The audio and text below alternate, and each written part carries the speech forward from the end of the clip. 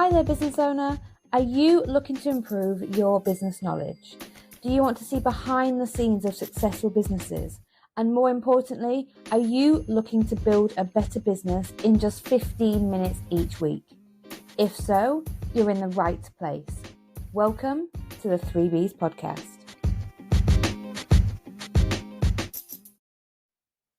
Hello and welcome to the next episode of the 3Bs podcast. As you can see, welcome from our virtual studio. That's right, we are finally moving with the times and going live on video. So whether you usually listen to us on Audible or Amazon Music or Spotify, maybe you've seen us on YouTube, now we have a YouTube channel. This will also be streamed with the video on YouTube every week. For those that don't know me, hi, I'm your host Stephanie, and the 3Bs was created to help us all build better businesses. So if you're a business owner and looking to build a better business in just 15-minute episodes each week, you're in the right place. As the intro said, this is what we're here for. So today's episode, we're going to focus on the critical aspect of business ownership that is so often forgotten, particularly in the early days when it's just yourself. You don't have a team, you're a solopreneur, and that is leadership skills. So I really encourage you to take stock of your leadership skills that you currently hold.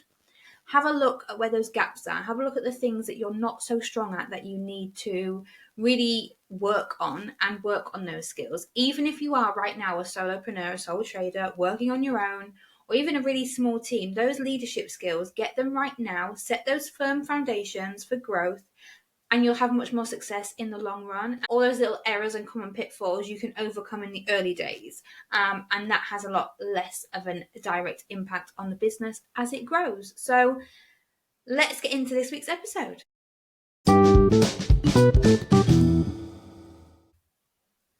So the first essential leadership skill I wanted to talk about is vision and strategic thinking. Now, I know that sounds like some sort of thing that everyone says at the moment, but it's really essential to know where you're going. And it sounds really silly, but when it's just you, it's all in your head. And it's something I found really hard to let go of as I built the team, is releasing some of that control, not having full control over everything in a business. And that vision you have in your head as a business owner, if you don't share that with your team, they're not going to understand where you're heading, and therefore you might all be aiming in different directions. Like, you need a team, whether it's like 1, 2, 500 people, you all need to be aiming for that same goal, and those set clear goals and visions need to be explained to the team. Now, I will caveat that by saying, if you have really big, scary goals, and you know some of your team members are more of the overthinking type, more anxious, like myself, those big, scary goals may put them off if you share them all with you. So as a leader, you need to understand your team and give them the relevant level of information, the relevant detail of information to get the most out of them, to get them motivated, to get them passionate and enthusiastic about what you're trying to achieve in the business without overwhelming them. There should be short-term goals and long-term objectives. So the company's vision should be your vision statement and your mission statement that you may have created. And if you haven't, listen to last week's episode, because I talk all about that in much more detail in last week's episode 70. But those company vision, those company goals should be clear to everybody in the business. And those short-term and long-term goals should help towards that vision coming true. So for us at the 3Bs, our mission is simple. We want to help business owners build better businesses. That is the main overarching thing in everything we do at the 3Bs. Now, our long-term goals are to help fix the economy, which sounds bizarre when I say it out loud, but if we can help business owners build better businesses from the start, they're going to grow, they're going to be more secure, less likely to fail, and more importantly, they're going to achieve their own business goals, which is going to help with their own mental health, their motivation, and that of their team. Now, if all the businesses that we can help are thriving, growing, strong, and developing, then the economy is going to be moving much faster. People are going to be making more money. There's going to be more profit around. There's going to be more ways to invest. There's going to be more excitement around prospects and bigger things and taking more risks, calculated risks in your business, because you know you can support them. And that's why that's our long-term goal. And it is quite scary to say out loud sometimes. But in the short term, it's to produce these podcasts every week to help business owners and look for trends, patterns, things in the news and current events to create episodes on to help business owners be more informed in just 15 minutes every week. And this ties quite nicely with strategic thinking. So when you are making decisions in a business, you should always have data to base those decisions on, because the more informed you are, the more likely you are to succeed. Also, noticing those pitfalls where they could potentially come up and cause problems, and creating contingency plans and plan Bs is a key leadership skill that I will talk about later in the episode. But using that data to strategically plan will help you in your business. And as a leader, you should be able to strategically plan for the team, for the business as a whole, so that your team feels supported and understood, and you'll get more out of them that way.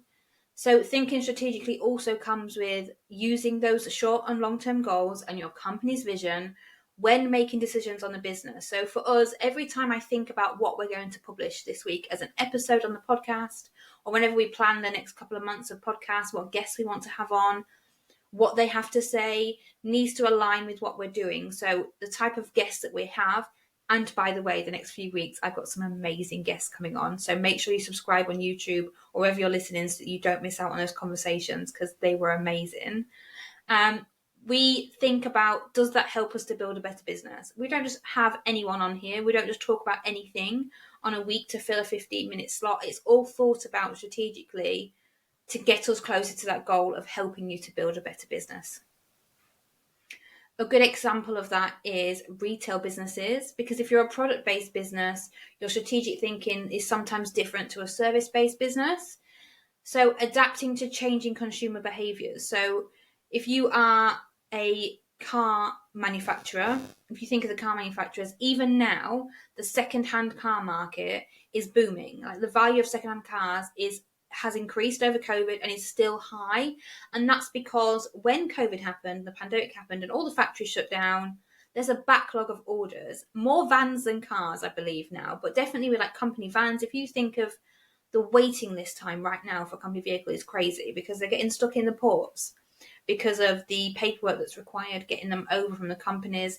They're behind anyway because of COVID. They potentially lost staff during the pandemic through moving to more secure roles, through, trying to make ends meet for themselves. People retired because they realized it wasn't worth it. So all of those staff members they may not have anymore, which then means productivity is down because you can't make as many as you did before. Some people have illnesses still. I know long COVID is still a thing that's quite talked about in the news. People are still suffering the effects of having COVID, sometimes 4 years ago. And that will affect productivity. That will affect motivation, because if you don't feel good, you're not going to be as productive. You're not going to be as motivated. You're not going to be as passionate about creating and doing the thing. So it's a key example of right now that is still causing problems. And as a business owner and as a leader, you would need to adapt to that and understand where you are, what your capacity is, internally and externally. The second-hand car market is really high right now. So for business owners who have trying to sell new cars, they know that job's much harder, and they need contingency plans because their sale figures are likely not going to be as high as they were had second-hand cars not be as valuable as they are right now.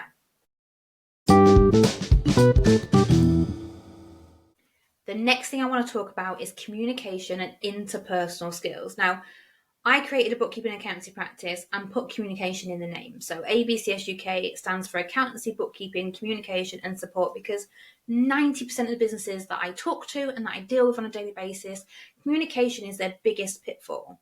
And that starts from the bottom all the way up to some of the CEOs of businesses that we work with and we speak to. But getting it right from leadership level down is really important. That will filter down. So if your communication is clear, concise and great from the top, then that's going to filter down to the rest of your team and your employees as you build a bigger business. And that will help solve the problem that 90% of your competitors are most likely facing. So clear communication is important. Convey your expectations, like speak to people with in a way that they understand. So for example, when the budget comes out every year and then the autumn statement every year in the autumn, I love it. And I make all the notes and then I send them out to my clients in a podcast episode, they get an email newsletter, and then there's a blog for them to go back and read if they need to read more generally, because people learn and understand information in different ways. And as a leader, it's important to know the different methods that work best for your team. Active listening is the other thing that is the most important thing in business and in life. There's a saying that you've got 2 ears and 1 mouth, so you should listen twice as much as you speak. And it's something that I truly believe in, and even I have to work at sometimes. So pay attention to what your employees have to say. 9 times out of 10, they're the ones doing the work. They're dealing with the customers. They know what's going on far more than you do when you take on a more CEO role as your business starts to grow. Listen to their concerns. Give them a channel where they can anonymously write down their concerns if they don't feel comfortable to do so. It goes back to what we talked about last week's episode about having that safe space for people to air their concerns and frustrations, because ultimately addressing those will help you to build a better business. Your staff will be more happy, more productive, and your business will be more profitable. I feel like a broken record, but it's really important to sort of hammer that home. If you think of customer services, or think of experiences you've had as a customer or a client where communication's not been great, where something's been forgotten, missed, not noted down, and you find yourself repeating yourself over and over again. And as a consumer, that's really frustrating. And as a business owner and a leader, we want to be creating the most efficient customer journey where our customers feel valued and wanted, and we're grateful for them, because that helps them spread that information to other business owners and other clients, depending on who you're working with. And that will help your reputation grow. The know, like, and trust factor increases, knowing that you are taking these things on board and actively making changes and implementing them in your business.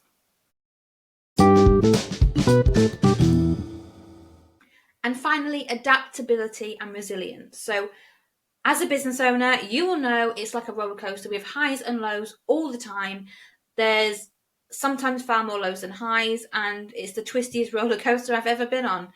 But you need to be adaptable and resilient as a leader. So you need to be aware that change is coming. As I alluded to earlier in the episode, I was a huge control freak. Now, letting go of the reins of some of the tasks in my businesses has been some of the hardest things I've had to do as a business owner.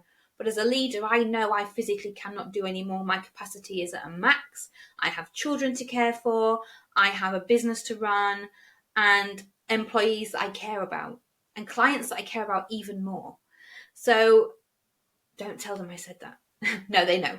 They know I care about them all so much. And the results that we get and the testimonials we receive is because the way I've built this business is client first. My employees are equally as important to me, and they feel valued and they feel motivated, and we're all aiming for the same thing. We're all singing from the same hymn sheet, and that helps increase the results that we receive. But in order for me to do that, I have to embrace change. I have to know it's coming. I have to accept it and implement new ideas and pivot strategies depending on internal or external factors. If my employees or my team have suggestions, I will listen to them with both ears and I will seriously consider them. And if it's a suggestion that we're not going to take forward in the business, I will explain to them why, so that they understand why not at this time. If it's a not now or a no, that's not going to fit for us because. And I think it's important that they feel valued too. But we have to embrace some changes. And actually, when there's more brains and more ideas coming to the forefront, that's where, as a leader, you need to be good at looking at the different options and taking the different options from a high perspective, like a higher view. You can't just think of, well, I want to do this thing, because actually, they're sometimes some of the best ideas we've had in the business, some of the best things we've done have come from outside. Either clients have mentioned things to us, or we've seen something on social media and gone, oh, that would be an amazing fit in our business if we did X, Y, and Z. Just like the video here with YouTube. Like, we're now on video now, and you can come and see us in face, because I think it's important to put a face to the name. And with some of the guests that we've got coming, we've had some amazing video conversations, and you can see the passion that they have, just like the passion that I have. So we've embraced the change and we've gone with it. Is it a bit scary? Yes, but we've had to do it anyway. I think it's important to stay resilient when things do go wrong. The first time you do anything, it's not going to be the best. I fully understand that. I'm living it right this second. But if you maintain that positive attitude in front of your clients and the people that matter, and be honest through the perseverance and challenges, I think you'll get much further. That brings us to the end of another episode of the 3Bs podcast. Thank you so much for listening or watching. Now you can see us on video. I would be so grateful if you could like, subscribe, rate and review wherever you're listening or watching this, to help me reach more business owners, because that is our mission and our strategy here at the 3Bs. And the more business owners we can help, the better. So I hope you've enjoyed this and found it useful, and I will see you next week for the next episode. Bye.